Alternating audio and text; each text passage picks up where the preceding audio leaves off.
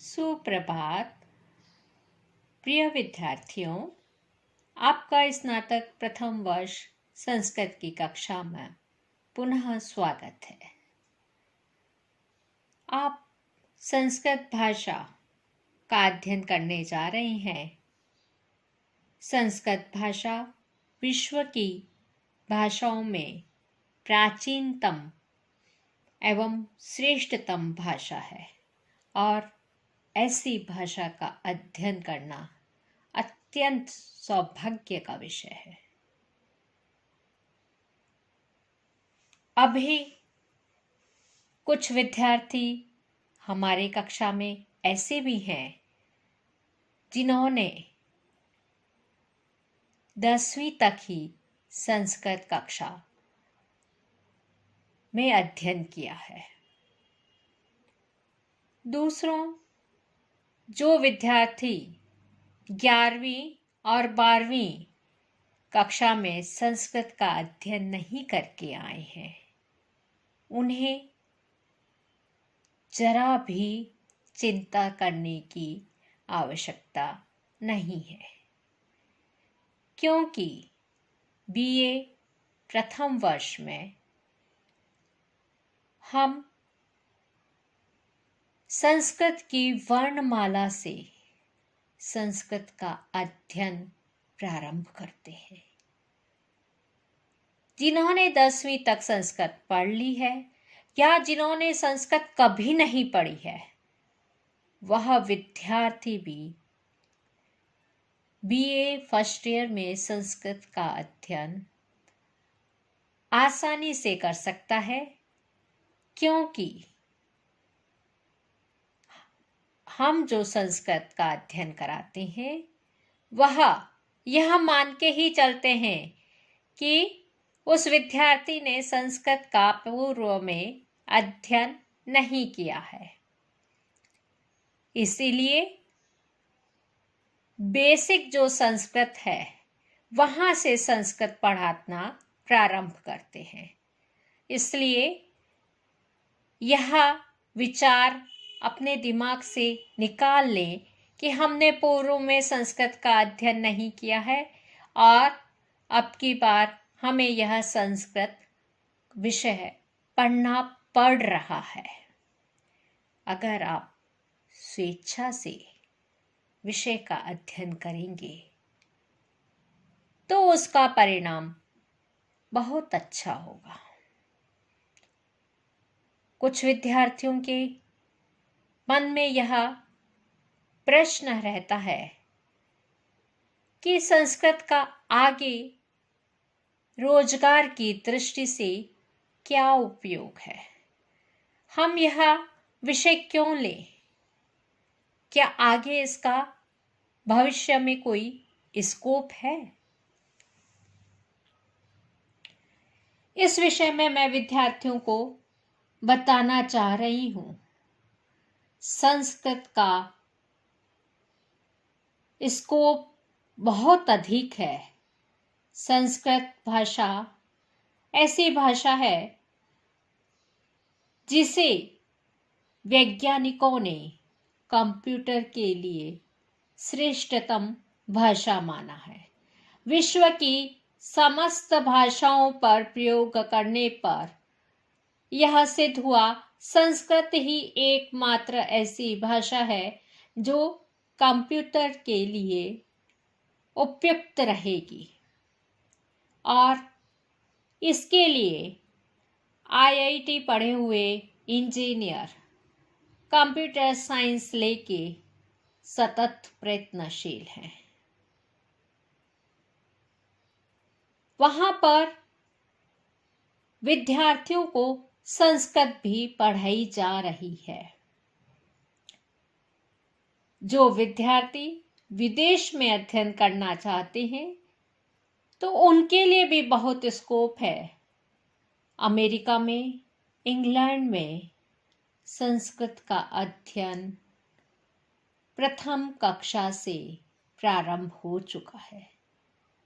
वहां पे केजी से ही विद्यार्थियों को संस्कृत के सूत्र, संस्कृत के मंत्र याद करवा लिए जाते हैं और वहाँ बहुत अधिक संख्या में विद्यार्थी संस्कृत का अध्ययन कर रहे हैं, क्योंकि वो देश जानते हैं कि एक दिन यह भाषा कंप्यूटर के लिए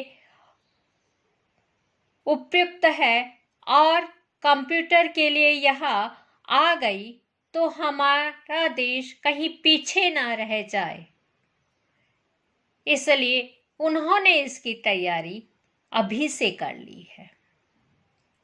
निकट भविष्य में ऐसा अवश्य ही होगा कि यह संस्कृत भाषा कंप्यूटर के लिए उपयुक्त ठहरेगी और इसका प्रयोग प्रारंभ हो चुकेगा।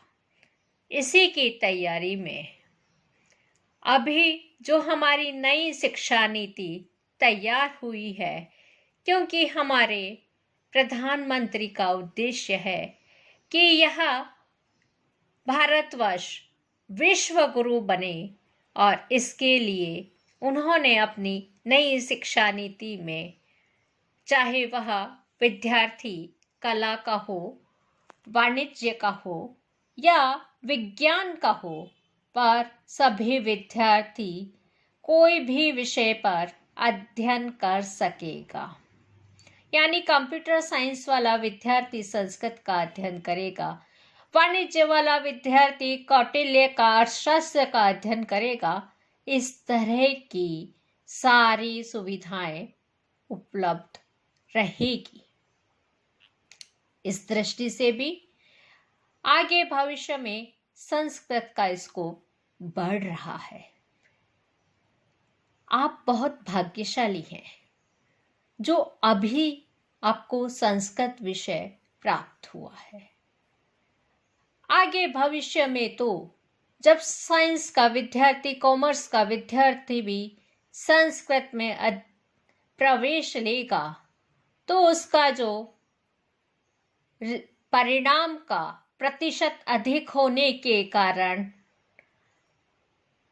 कम प्रतिशत वाले विद्यार्थियों को संस्कृत का अध्ययन करने को नहीं मिल पाएगा। इसकी उपयोगिता, आधुनिक युग में इसकी प्रासंगिकता को देखते हुए आपको मन में अत्यंत ही हर्ष होना चाहिए कि आपको संस्कृत विषय का अध्ययन करने का अवसर प्राप्त हो रहा है।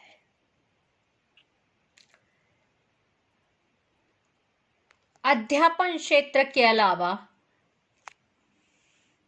प्रतियोगी परीक्षाओं में भी संस्कृत का अत्यंत महत्व है। इसलिए संकोच रहित प्रसन्न मन से आप इस विषय का अध्ययन करें।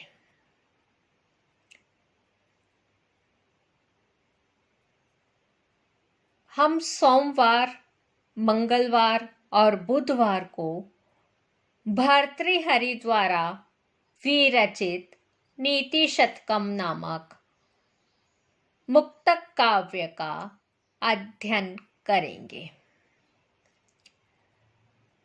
और गुरु, शुक्र, शनि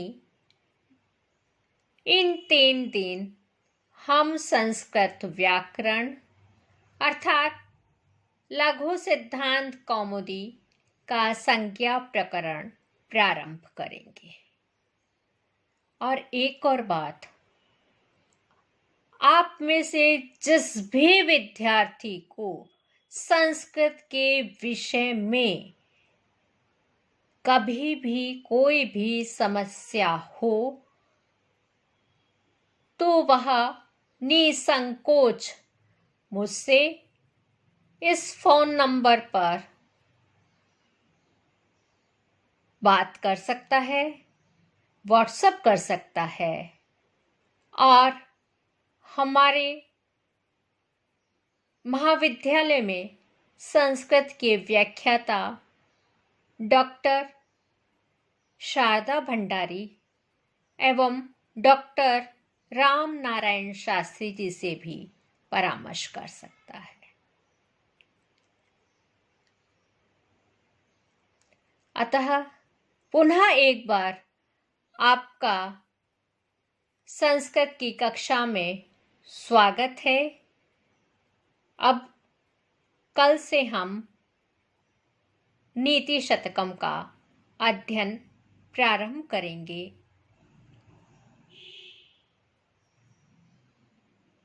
सभी आप स्वस्थ रहें, यही मंगल कामना है। सर्वे भवन्तु सुखिनः, सर्वे सन्तु निरामया, सर्वे भद्राणि पश्यन्तु, मा कश्चित् दुःखभाग् भवेत्। ओम शांति शांति शांति। बहुत बहुत धन्यवाद।